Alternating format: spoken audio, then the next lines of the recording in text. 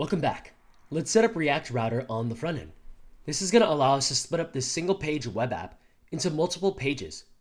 Those pages will then be accessible through various endpoints on the front end address.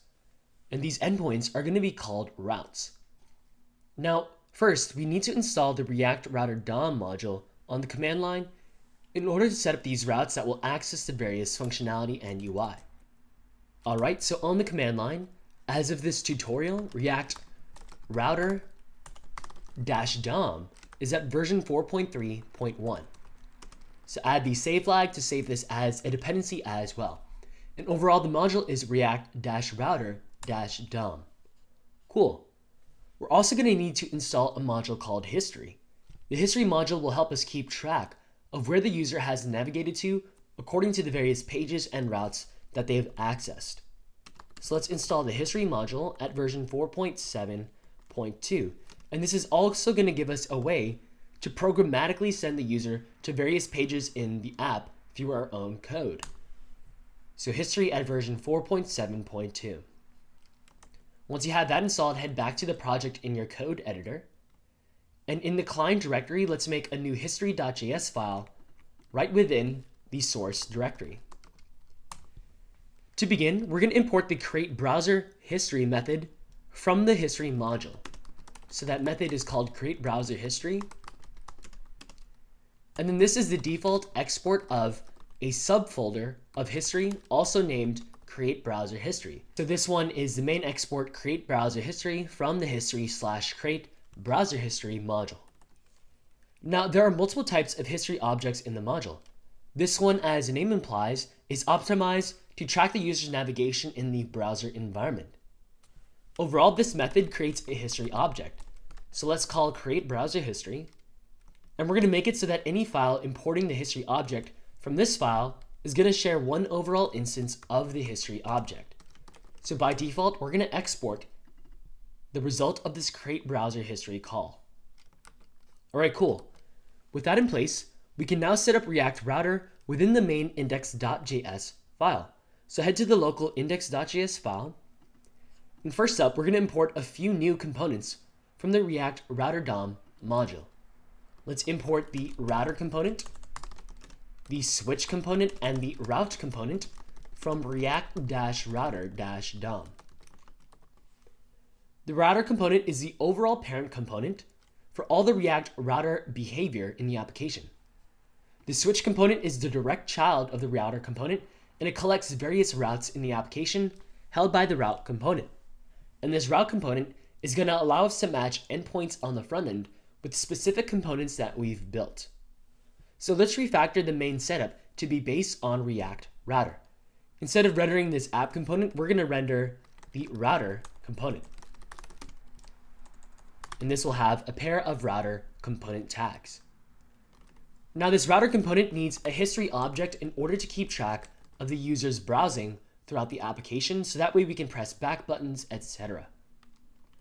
And this history object takes a history, or rather this history property takes a history object. So we do need to also import the history object from our local history file, which we just created at the beginning of this video. Okay, and then the first child of router is the switch component.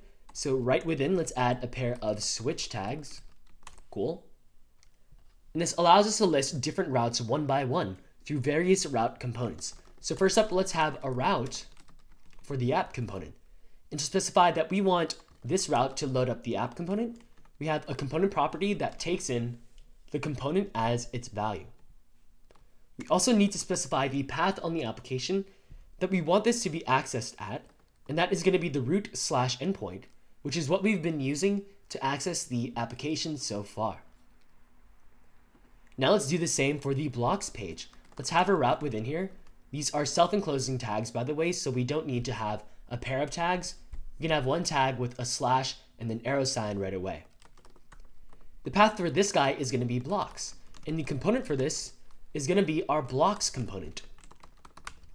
So in addition to importing the app component, let's also import the blocks component from the components directory. So have import blocks from components/blocks. This will make it so that we have two pages in the overall application.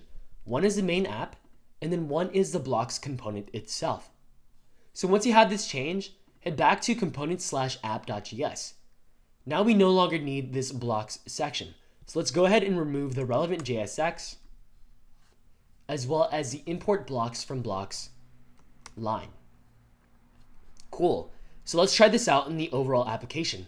Once you save that and you made the changes to app.js, as well as the router section within index.js, head back to localhost 3000. Also make sure you started up the application with an npm run dev in the project on the command line if you haven't already. So give it a refresh, and you're going to find that at localhost 3000, we still have the main overall application with the welcome message, the logo, and the wallet info. All right, very cool. Now, how about /blocks? Hopefully we get to the blocks component, but will we? Well, even though the endpoint is now /blocks, we're still seeing everything from the main app component. Now, what happened to our new /blocks route? Well, in this case, we've set up a route for the main app that is a little too powerful. By setting the path as / for the main route, we're actually telling React Router to display the app component for any endpoint starting with that /. So even /foo is going to work in this case, or pretty much any endpoint that we have on this main localhost 3000 React application. So instead of capturing every route beginning with the /, which frankly is every single possible route, let's make sure that the app component only displays when it's exactly the / endpoint and nothing else. What we can do is in the path equals / line, we're going to have a line that says exact equals true. So this will make sure that it's only loading the app component when the path is exactly / and nothing else. In JSX, when the property value is true though, we don't need to set it equal to anything. We can provide the property name, and implicitly true is going to be passed. So once you save that, head back to the command line, or rather back to the application, and the command line should have picked up the changes and restarted the build. Okay, so now on a refresh, /anything doesn't pull up anything.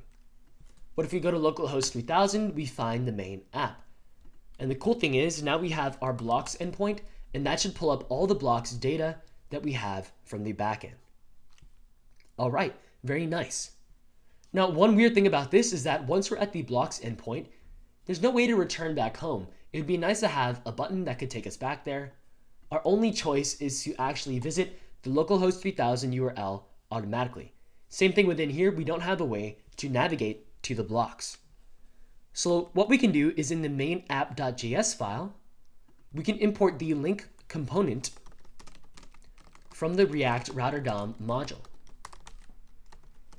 Now, the reason we want to use the link component rather than a plain anchor element through A tags, for example, which if you're familiar with HTML is how you'd normally create a link. Now, the reason, again, we want to use the link component is that this navigates without refreshing the window, which is very important for a React application. The A tag will reload the window and causes things like React component state, as well as the history object to refresh. Now, this is bad because we want to maintain the internal state without having to do multiple fetches if we don't have to. All right, so let's provide this link component after the main app title. So here where it says, welcome to the blockchain, first up, we're gonna have a new break element for a new div section that contains our links. So this div is gonna have a pair of link tags for its JSX. The text for this is going to say blocks, since we're navigating to the blocks component. And the opening tag has a to property, and this value is the current endpoint that we have defined for the route, and that is /blocks. So have that within a string. Let's do the same thing in the blocks.js file, so that way the user has a way to navigate back to the main app. Once you have this, go to blocks.js, and then let's import the link component from React Router DOM. All right. And now right above the blocks title this time, we're going to provide the link. So here we're going to have a div with a pair of link tags. The text will say home, and the path to this is going to be the main /endpoint. All right, on a save, we can visit the application once more. And cool, now we have this links, Blocks takes us to the local blocks component, very cool, and home will take us back home, and we can click this as many times as we want. Now it's very easy to navigate through the UI. Now the only remaining nitpick is that the color for these links is definitely against the theme. So let's turn these into a nice red that matches the logo. In the index.css file of the project, we can style all of these links by hitting the anchor elements. So the anchor elements are through an A tag. Notice that we don't need a special class. And we also want to capture the event that we're hovering over the link, so that way it doesn't change color like it normally does when we hover. The color for this is going to be pound E666, which is a nice red. And let's make sure that the links are decorated with an underline, so that way it looks like a proper link field. Now the reason that we can use the A tags to cover the link components is that anchor elements are used under the hood by the link component with React Router DOM. So the underlying JSX and the underlying HTML that is generated is an A tag for these links. All right, once you have that back in the browser, you'll find that the blocks link as well as the home link is nice and stylized.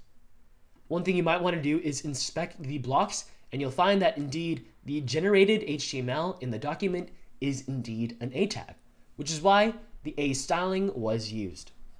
All right, so that looks a lot better. Now that we have the React Router pattern, we can create way more pages with additional functionality. Let's add something more interactive to the app next. We're going to give the user the ability to conduct a transaction right from the front end. So we're going to give the user a form to designate a recipient and an amount in order to conduct a transaction. And then our React app will make the transact request on the user's behalf. All right, let's get to that next.